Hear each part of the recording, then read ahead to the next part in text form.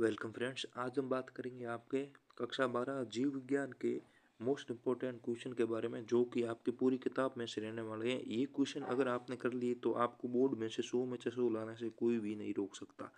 इससे बाहर कुछ भी नहीं आएगा। हम पहले कह रहे हैं, इन क्वेश्चन से बाहर कुछ भी नहीं आएगा। ये वो क्वेश्चन है जो बोर्ड में हर साल लगातार पूछे जाते हैं और इन्हीं में से पूरा पेपर बनता है। तो ये कुछ सब्जेक्टिव क्वेश्चन रहने वाले हैं और मोस्ट इंपॉर्टेंट क्वेश्चन है। इन क्वेश्चन को आप जरूर कर लेना अगर आपका सिलेबस कंप्लीट हो गया है तो शुरू करते हैं चैप्टर नंबर फर्स्ट से। पहला है चैप्टर नंबर फर्स्ट हमारा पुष्पी पादपों में लैंगिक जनन। ये चैप्टर है। इसमें से हमने 14 क्वेश्चन तैयार किए।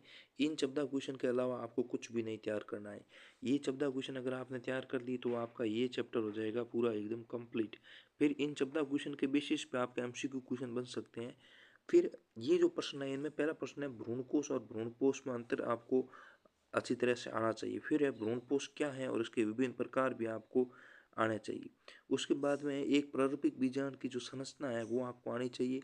लघु बीजाणु धानी का निर्माण और लघु बीजाणु जनन क्या होता है ये आना चाहिए।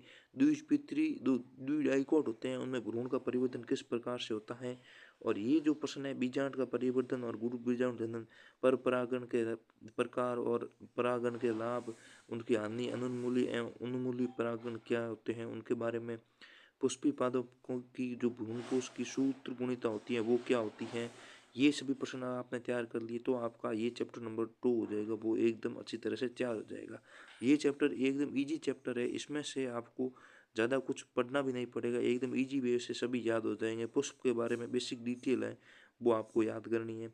ये क्वेश्चन है जो आपको अच्छी तरह से याद कर लेने हैं। जल्दी हम इसके सॉल्यूशन भी आपको प्रोवाइड करा देंगे।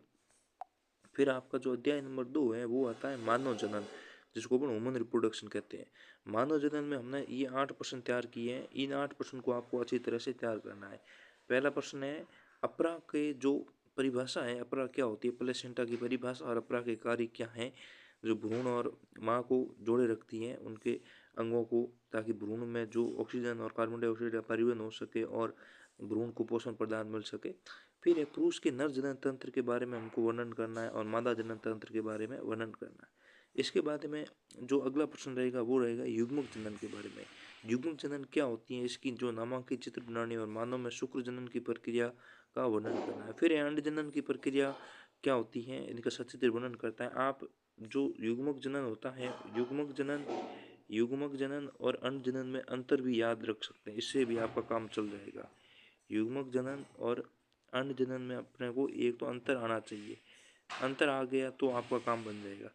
इतने से आपको ये दोनों प्रश्न याद हो जाएंगे। फिर है अपरा द्वारा स्रावित 3 हार्मोनों के नाम लिखिए। जो ये हार्मोन स्रावित होते हैं SCG, HPG, ये जो हार्मोन होते हैं उनके बारे में आपको लिखना है। मानव में यौन आरंभ के पश्चात होने वाली लैंगिक घटनाओं का वर्णन करना है। और निषेचन क्या है, निषेचन में जो मानव में निषेचन के बाद होने वाली घटनाएं हैं वो कौन कौन सी हैं उनके बारे में वर्णन करना है। तो आगे हम देखते हैं नेक्स्ट चैप्टर नंबर 3 के बारे में। ये चैप्टर नंबर आपका 3 है। चैप्टर नंबर 3 है वो है जनन स्वास्थ्य। एकदम इजी चैप्टर है, वेरी इजी चैप्टर है। इसको अपन कह सकते हैं वेरी इजी चैप्टर कह सकते हैं इसको। इस चैप्टर में आपको ज़्यादा कुछ डिटेल याद नहीं रखनी है, बस कुछ इंपॉर्टेंट वैल्यू है वो याद रखनी है उदाहरण के रूप में। तो ये आपका चैप्टर रहने वाला है वेरी इजी चैप्टर। इस चैप्टर में ये कुछ इंपॉर्टेंट क्वेश्चन है जो आपको याद रखना है। इनमें भी जो मोस्ट इंपॉर्टेंट क्वेश्चन है वो आपको बता देते हैं। एक तो ये क्वेश्चन है कि किन्हीं 3 गर्भ निरोधक साधनों के नाम लिखिए। IVF क्या होता है, जनसंख्या विस्फोट पर निबंध लिखना है। IVF का पूरा नाम इन विट्रो फर्टिलाइजेशन। इसमें जो इनके फुल फॉर्म आपको याद करनी है, एक तो होता है IVF, एक होता है GIFT, एक होता है ZIFT और एक होता है आपका IUT। तो IUT का फुल फॉर्म बता देता हूँ, इंट्रा यूटेराइन ट्रांसफर, अंतः गर्भाशय ट्रांसफर, जो इसको अपन स्थानांतरित कहते हैं। IVF का है इन विट्रो फर्टिलाइजेशन, जिसको अपन पात्र निषेचन भी कहते हैं। फिर है जिप्ट का फुल फॉर्म है गैमीट इंट्रा फैलोपियन ट्रांसफर और इसका फुल फॉर्म है जिप्ट का है जाइगोट इनटू फैलोपियन ट्रांसफर। जिप्ट में जो भ्रूण होता है वो आपका 8 कोशिकी होता है और इसमें होता है आपका 16 कोशिकी। IUT में भ्रूण होता है वो 16 कोशिकी होता है। फिर है गर्भ निरोधक की एक प्राकृतिक विधि का नाम लिखना है, पात्र निषेचन है, और दंपतियों को संतान सुख प्राप्त हेतु कौन कौन सी सुझाव देना उचित होंगे। तो ये सुझाव आ गए, ये जो विधियाँ हैं ये उनके सुझाव होंगे। आगे हम बात करेंगे आपका चैप्टर नंबर 4 है, जो कि सबसे बड़ा चैप्टर है आपके बायोलॉजी में। जो चैप्टर नंबर आपका 4 और 5 है वही आपके बड़े चैप्टर है, बाकी जो चैप्टर है वो इजी है। तो चैप्टर नंबर 4 में वंशागति तथा विविधता के सिद्धांत है, principle of inheritance and adversity. अब इसमें आपको पहले तो इन जो आपके विकार हैं रोगों के, उनके बारे में आपको अच्छी तरह से याद करना है। रोगों के जो विकार हैं, जैसे कि इसमें एक विकार दे रखा है, टर्नर सिंड्रोम के बारे में दे रखा है, डाउन सिंड्रोम के बारे में दे रखा है, क्लाइफेंटर सिंड्रोम के बारे में दे रखा है। इनके बारे में अच्छी तरह से याद रखना है। फिर आपको जीन प्रारूप और दशी प्रारूप के लक्षण पर टिप्पणी लिखनी है, या फिर आप इनके मध्य अंतर भी लिख सकते हैं। जीन प्रारूप और दर्शी प्रारूप, जिसको लक्षण प्रारूप कहते हैं। फिर उत्परिवर्तन किसे कहते हैं, जो एकदम अचानक परिवर्तन आ जाते हैं उनको उत्परिवर्तन कहते हैं। और बिंदु उत्परिवर्तन क्या है, इसको समझाना है। फिर है माता में से अगर आई एलील और पिता में से आई एलील प्राप्त करने वाली संतान का जो रुधिर का वर्ग होगा वो कौन सा होगा। वर्णाभनता में व्यक्ति को कौन से रंग में विभेद नहीं कर पाता है, जो लाल और नीला रंग होता है उसमें हरा रंग होता है, लाल भरा उसमें विभेद नहीं कर पाता नीला और हरे रंग में। फिर है बिंदु उत्परिवर्तन के कारण कौन सा रोग होता है, बिंदु उत्परिवर्तन के कारण कौन सा रोग होता है, सिकल सेल एनीमिया है। फिर है आपका मानव आनुवंशिका में वंशावली अध्ययन के कोई दो उपयोग लिखिए। वंशावली अध्ययन है उसके कौन कौन से उपयोग है। ये दात्र कोशिका अरक्तता, जिसको हम सिकल सेल एनीमिया कहते हैं, वो क्या होता है। और वॉटसन सटन द्वारा प्रस्तुत वंशागति के सिद्धांत का नाम लिखिए, जो कोशिकीय सिद्धांत है, सेंट्रल डोगमा सिद्धांत था वो थे। फिर है मेंडल के स्वतंत्र अपीवन निवेदन का अपवाद क्या था, और क्लाइफेंटर सिंड्रोम से ग्रसित व्यक्ति का जीन प्रारूप क्या होता है, ये आपको इसमें लिखना है। अब नेक्स्ट क्वेश्चन की बात करें, प्रभाविता और अप्रभाविता में आपको विभेद लिखना है। आनुवंशिक रोग क्या है, किन्हीं दो रोगों के मान देखिए।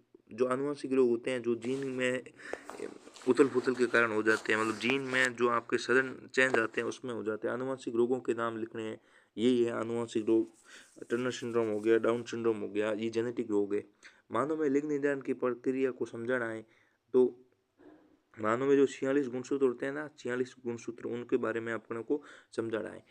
जो लिंग निर्धारण प्रक्रिया किस प्रकार होती है, नर में होती है और मादा में, तो ये लिंग निर्धारण की प्रक्रिया ये आपको समझानी है।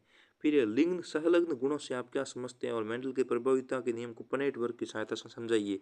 पनेट वर्ग एक ऐसा वर्ग होता है दोस्तों, इसमें से हम ऐसे वर्ग दर्शाते हैं पनेट वर्ग को, ऐसी टेबल बना के, उसमें से आपको मेंडल का जो फर्स्ट नियम है वो समझाना था। फिर है मेंडल के द्विसंकर प्रयोग का वर्णन करना है, और इस प्रयोग से प्रतिपादित नियम की व्याख्या करनी है।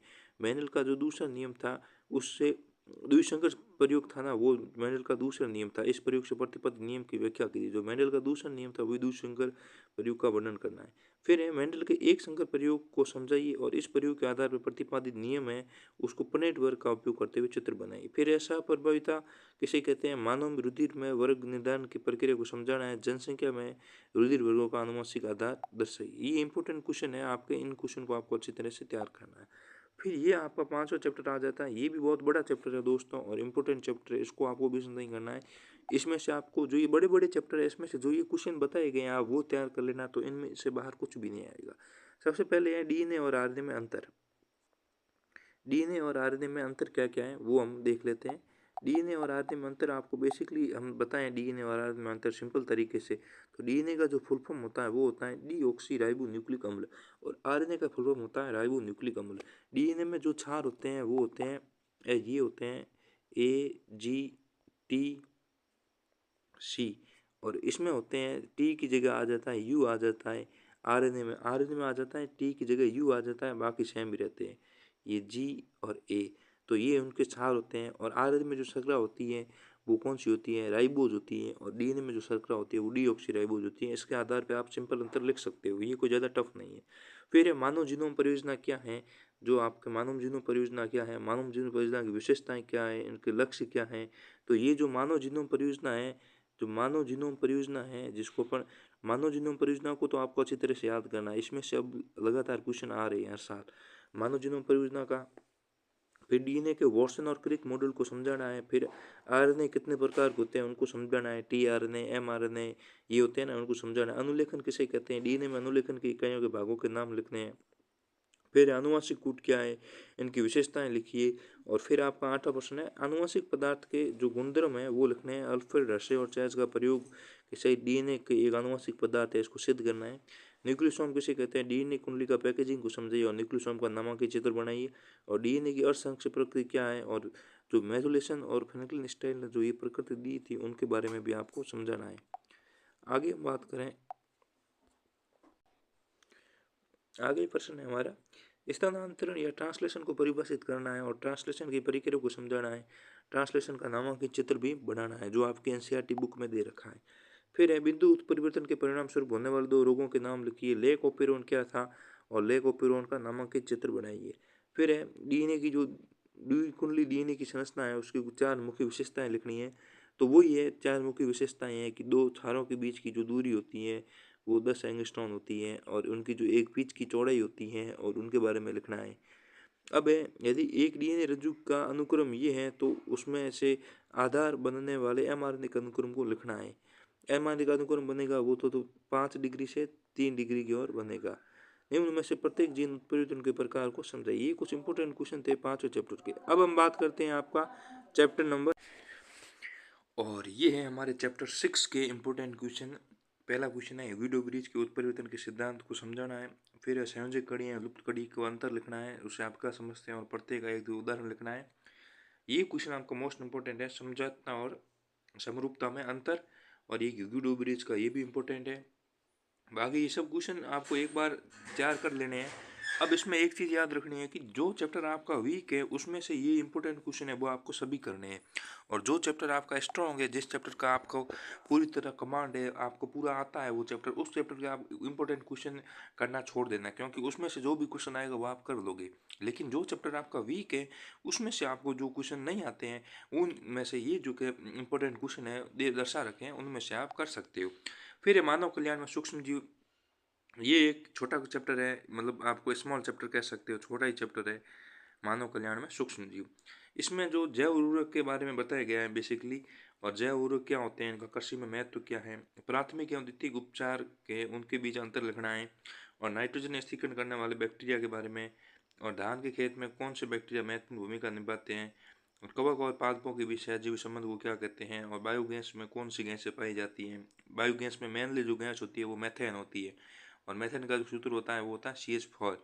सूक्ष्मजीवों का प्रयोग ऊर्जा के स्रोत के रूप में किया जाता है, यदि हाँ तो किस प्रकार, ये आपको लास्ट ईयर क्वेश्चन पूछा गया है। तो ये आपके मानव कल्याण में सूक्ष्मजीव के इंपॉर्टेंट क्वेश्चन थे। अब हम बात करते हैं एक इंपॉर्टेंट चैप्टर के बारे में। इंपॉर्टेंट या अपन कह सकते हैं मोस्ट इंपॉर्टेंट चैप्टर है। मोस्ट इंपॉर्टेंट चैप्टर की दृष्टि से इसमें से आपको सभी क्वेश्चन याद होने चाहिए। सबसे एक मेटास्टेसिस क्या है उसकी व्याख्या कीजिए। ये कैंसर वाले चैप्टर में आता है, जो कैंसर वाला पोर्शन है वहाँ पे आता है। निम्नलिखित रोगों का संरक्षण कैसे होता है समझाइए। अमीबियोपेसिस कहते हैं जिसको मलेरिया का प्लाज्मोडियम के द्वारा होता है। एस्केरिस होता है, और निमोनिया जिसको अपन हिमोफिलिस इन्फ्लुएंजा का द्वारा होता है। प्राथमिक और द्वितीय लसिका अंगों के नाम लिखने हैं। फिर सहज और उपार्जित प्रतिरक्षा में अंतर लिखना है। सक्रिय और निष्क्रिय प्रतिरक्षा में अंतर लिखना है। प्रतिरक्षा अणु की जो डायग्राम होता है वो बनाना है। अल्कोहल के ड्रग्स के जो हानिकारक प्रभाव होते हैं, संक्रामक असंक्रामक रोगों में अंतर लिखना है। और परसामान्य से कैंसर कोशिका किस प्रकार भिन्न होती है, प्रतिजैविक से आप क्या समझते हैं। जो ये रेड और ब्लैक वाले प्रश्न है ये आपको मोस्ट इंपोर्टेंट प्रश्न है, तो इनको तो आपको तैयार करना ही है। बाकी जो चैप्टर है प्रश्न है वो इजी है। एक चीज़ याद रखनी है, जो ये अंतर वाले प्रश्न है ना वो आपको जरूर याद करने हैं। अंतर वाला प्रश्न है ना, अंतर वाला प्रश्न का मतलब है दो चीज़ों के बीच में आपको अंतर दिया कि इनको बीच अंतर स्पष्ट करो, जैसे कि सक्रिय और निष्क्रिय प्रतिरक्षा हो गया, और संक्रामक और असंक्रामक रोग हो गया, प्राथमिक और द्वितीय लसिका अंग हो गए, इनके बीच अंतर है वो आपको अच्छी तरह से आना चाहिए। आगे हम बात करते हैं अपने नेक्स्ट चैप्टर के बारे में जिसका नाम है biotechnology and principle and process, जैव प्रौद्योगिकी सिद्धांत एवं प्रक्रिया। इसमें भी इंपॉर्टेंट क्वेश्चन ये है कि जो क्लोनिंग वाहक है उसके वेक्टर के रूप में उपयोग किए जाने प्लाज्मिड की विशेषताएं क्या होनी चाहिए। इको आर में जो इकोलाई आर फर्स्ट होता है उसमें इको और आर फर्स्ट क्या दर्शाते हैं। जीन क्लोनिंग से आप क्या समझते हैं, ये प्रश्न है, ये इंपॉर्टेंट प्रश्न है। ये वाले प्रश्न मोस्ट इंपॉर्टेंट प्रश्न रहेंगे आपके यहाँ से। ये वाले प्रश्न है मोस्ट इंपॉर्टेंट प्रश्न रहते हैं। टिप्पणी वाले प्रश्न है हर साल बोर्ड में पूछे जाते हैं। बाकी एक आपको बायोरिएक्टर वाला पोर्शन तैयार करना है, और एग्रोबिटियम ट्यूबिफेसिस की भूमिका क्या होती है, जो टीआई प्लाज्मिड होता है उसमें होता है ये एग्रोबिटोमिसेशंस। बायोरिएक्टर की व्याख्या किस प्रकार होती है, बायोरिएक्टर होता है, और पीसीआर अभिक्रिया क्या है, इसमें क्या क्या शामिल है। तो ये आपके नौवां चैप्टर हो गया जिसका नाम है बायोटेक्नोलॉजी। फिर है जैव प्रौद्योगिकी की उपयोग एवं, जो जैव प्रौद्योगिकी के उपयोग क्या है, उसके उपयोग है वो इसमें दर्शाए गए। तो पहला वो कृषि क्षेत्र में उपयोग याद रखना है, बीटी कपास पर टिप्पणी याद रखनी है, बायोपायरेसी क्या होती है, जैव प्रौद्योगिकी मानव क्षेत्र में अनुप्रयोग क्या है, फिर है पुनर्योजक डीएनए प्रौद्योगिकी क्या है, और आनुवांशिक अभिक्रिया मानव हित में उपयोग। फिर मानव इंसुलिन क्या है, जीईएसी क्या है, और ट्रांसजेनिक जानवर क्या है। ऐसे 4 क्षेत्रों की सूची बनाए जहाँ इनका उपयोग किया जाता है। आरएनए की सहायता से जीन अभिव्यक्ति कैसे किया जाता है, और एलाइजा पर टिप्पणी लिखनी है। एलिजा होते हैं इम्यूनो लिंक्ड होती हैं, ये इसको कहते हैं, ये आपके एड्स के सत्यापन के लिए काम आती है। एलाइजा जो है ये टेस्ट होता है एक तरह का, एड्स के सत्यापन के लिए काम आता है। अब हम बात करते हैं जीव एवं समस्या वाले चैप्टर के। जीव एवं समस्या वाले चैप्टर में ये इंपॉर्टेंट चैप्टर है, मतलब ये आपका थ्योरेटिकल चैप्टर है, ये इसमें आप लोग याद रखने वाला ज़्यादा है। इसमें क्या है, याद रखना पड़ता है अपने को चैप्टर के हर एक चीज़ के बारे में, क्योंकि ये थ्योरेटिकल चैप्टर है। सबसे पहले सहजीविता क्या है उसको उदाहरण द्वारा समझाना है। फिर माइक्रोराइजा के बारे में, माइक्रोराइजा को परिभाषित करना है। फिर बाह्य परजीवी और अंतः परजीवी को उदाहरण देकर समझाना है। मानव आंत में पाए जाने वाले 2 सूक्ष्म जीवों के नाम लिखने हैं। शून्य जनसंख्या वृद्धि दर क्या है, मानव जनसंख्या में जो प्रयुक्त 4 विशेषताएं हैं वो क्या है। टिप्पणी लिखनी है, सहभोजिता, सहुकापरिकता, परस्परिता या अपन परजीविता कह सकते हैं, एस्टिवेशन, अंतरजातीय अंतरक्रिया और छद्मारोहण। समष्टि की कोई 3 विशेषताएं बतानी है, और समष्टि और समुदाय की परिभाषा लिखनी है, और समष्टि वृद्धि चक्र क्या है वो समझाना है। तो ये 11 चैप्टर के इंपॉर्टेंट क्वेश्चन हो गए। ये वाले 12 चैप्टर के इंपॉर्टेंट क्वेश्चन जो कि पारिस्थितिकी तंत्र है, 12 चैप्टर में जो ये वाले क्वेश्चन है, क्वेश्चन नंबर 5 से लेकर 11 तक, ये आपके मोस्ट इंपॉर्टेंट क्वेश्चन रहने वाले हैं। इनको आपको अच्छी तरह से लगा लेना है। इनके सॉल्यूशन आप चाहे तो अपने नोट्स में अंडरलाइन कर सकते हैं, या फिर नोट्स में जो आपका क्वेश्चन दे रखा है, नोट्स में जो यहाँ पे ये क्वेश्चन के आंसर शुरू होते हैं वहाँ पर भी आप आंसर उसके लिख सकते हैं। नहीं तो हम अगले वीडियो में इन सभी क्वेश्चन के आंसर प्रोवाइड ही करा देंगे। जैव विविधता के आवश्यक 3 घटक क्या है, ये आपका अध्याय 13 है, जैव विविधता संरक्षण, जो कि लास्ट चैप्टर है। जैव विविधता के 3 आवश्यक घटकों के नाम। जैव विविधता हॉटस्पॉट क्या है, उष्णकटिबंधीय और उष्णकटिबंधीय क्षेत्रों में समशीतोष्ण क्षेत्रों की तुलना में अधिक जैव विविधता क्यों होती है। पवित्र उत्पादनों का वर्णन करना है, जैव विविधता के संरक्षण में क्या भूमिका है। ये आपका थ्योरेटिकल चैप्टर है, इसमें से आपको चीज़ें बना के लिखनी पड़ेगी, जैसे कि भारत में जैव विविधता की स्थिति का वर्णन करना है, जैव विविधता की हानि के प्रमुख कारण क्या है वो आप अपनी दृष्टि से लिख सकते हैं। सह विलुप्तता क्या है, सह विलुप्तता मतलब एक जाति के सांप विलुप्त होने से दूसरी जाति भी विलुप्त हो जाती है। जैसे कि शेर हो गया और हिरण हो गया, अगर हिरण विलुप्त हो जाएगा तो शेर भी धीरे धीरे करके विलुप्त हो जाएगा। कारण क्या है, क्योंकि शेर शिकार पर जिंदा है, और शेर हिरण का शिकार करता है, तो लगातार शिकार करने से हिरण लाभ विलुप्त होंगे तो शेर भी विलुप्त हो जाएगा। ये सह विलुप्तता कहते हैं, मतलब 2 जातियों का एक साथ विलुप्त होना। जैव विविधता की संरक्षण के लिए कार्य योजना के रूप में बाह्य स्तर संरक्षण और अंतर स्तर संरक्षण के लिए किन्हीं 2 दृष्टिकोणों का अध्ययन कीजिए, और भारत के 2 सर्वाधिक जैव विविधता संपन्न क्षेत्रों के नाम लिखिए। टोटल जो वर्ल्ड में जैव विविधता हॉटस्पॉट है वो कितने हैं, 34 है, जिसमें से 2 भारत में भी है। जैव विविधता संरक्षण के लिए कार्य योजना, बाह्य संरक्षण और अंतर स्थल संरक्षण के लिए किन्हीं 2 दृष्टिकोणों का उल्लेख करना है। भारत में 2 सर्वाधिक जैव विविधता संपन्न क्षेत्रों के नाम, क्रायोप्रिजर्वेशन क्या है, और उस पौधे का वैज्ञानिक नाम लिखिए जो रिस्पाइन उत्पन्न करता है। क्रायोप्रिजर्वेशन क्या है, इसमें क्या है आपके जो भी इंपॉर्टेंट चीज़ें होती है, जैसे कि परागण हो गया, स्पर्म हो गया, पौधों के जो आपके शरीर के अंग हो गए, उनको -196 डिग्री सेल्सियस में द्रवित नाइट्रोजन में रखा जाता है, लिक्विड नाइट्रोजन में सेफ रखा जाता है, ताकि लंबे समय तक उनको सेफ रखा जा सके। बाह्य स्थानीय संरक्षण और अंतर स्थानीय संरक्षण के बीच में अंतर लिखना है। दक्षिण अमेरिका अमेजन वर्ष पृथ्वी पर सबसे अधिक जैव विविधता वाला है, कथन क्या है। कथन का औचित्य सिद्ध करें, मतलब वो किस कारण ये अमेजन वर्षा वन है पृथ्वी पर सबसे अधिक जैव विविधता दर्शाता है। अमेजोन वर्ष को पृथ्वी का फेफड़ा भी कहा जाता है, ये भी आपको याद रखना है। फिर जैव विविधता से आप क्या समझते हैं, ये सिंपल सेमी प्रश्न आ गया। जैव विविधता की विभिन्न प्रकार क्या है, प्रजाति समृद्धि और क्षेत्र के बीच का संबंध है, प्रतिगमन की ढलान का महत्व क्या है। ये आपके जैव विविधता संरक्षण के इंपॉर्टेंट क्वेश्चन थे। तो ये सभी क्वेश्चन है आपको याद कर लेना है। ये आपका बोर्ड का टाइम टेबल है, आरबीसी बोर्ड का टाइम टेबल है। आपके बोर्ड का टाइम टेबल आप कौन से स्टेट से देख रहे हैं तो ये बेसिकली आरबीसी बोर्ड का टाइम टेबल है जो अभी अभी आया है। तो आरबीसी बोर्ड में जो 18 मार्च 2025 को बायोलॉजी का पेपर होगा, तो अभी तक आपके पास बहुत सारा टाइम है। तो धीरे धीरे करके आप एक एक चैप्टर वाइज दिन में एक एक चैप्टर करेंगे तो आपके लगभग 14 या 15 दिन में 15 दिन लगेंगे। 15 दिन में आपका पूरा बायोलॉजी का सिलेबस कवर हो जाएगा। ट्वेल्थ का बायोलॉजी का सिलेबस कवर हो जाएगा। अब आपके जो चैप्टर वीक हैं उसके हिसाब से आपको पढ़ना है। और आगे बात करते हैं इस जो टॉपिक की जो पीडीएफ कहाँ पे मिलेगी, वो आपको हमारे टेलीग्राम चैनल पर मिलेगी। टेलीग्राम चैनल का जो लिंक है वो वीडियो के डिस्क्रिप्शन में दे रखा है, वहाँ से जाकर आप ज्वाइन कर सकते हैं। टेलीग्राम चैनल का लिंक दे रखा है। अब बात करते हैं आपको नोट्स लेने हैं, तो ट्वेल्थ बायोलॉजी के अगर सभी चैप्टर के नोट्स लेने हैं तो आपको व्हाट्सएप पर मैसेज करना है। इन नंबर पे आपको 50 आरएस में सभी आपके जो नोट्स हैं ट्वेल्थ बायोलॉजी के सभी चैप्टर के नोट्स मिल जाएंगे। एकदम हैंड रिटन नोट्स होंगे जो कि टॉपर द्वारा लिखे गए नोट्स हैं, टॉपर के नोट्स हैं और हैंड रिटन नोट्स हैं, ये आपके नोट्स मिल जाएंगे। बाकी आपकी जो भी डाउट हो आप कमेंट कीजिए, कमेंट करें आपके जो भी डाउट है और कमेंट करके ज़रूर बताएं। और चैनल को सब्सक्राइब करना ना भूलें। और आपके लिए जल्द ही हम फिजिक्स केमिस्ट्री की सीरीज़ भी लेने वाले हैं। फिजिक्स और केमिस्ट्री के क्वेश्चन बैंक लाएंगे जो कि आपको बोर्ड में अच्छे नंबर दिला सकेंगे। तो मिलते हैं दोस्तों नेक्स्ट वीडियो में, तब तक चैनल को लाइक शेयर सब्सक्राइब करें। धन्यवाद।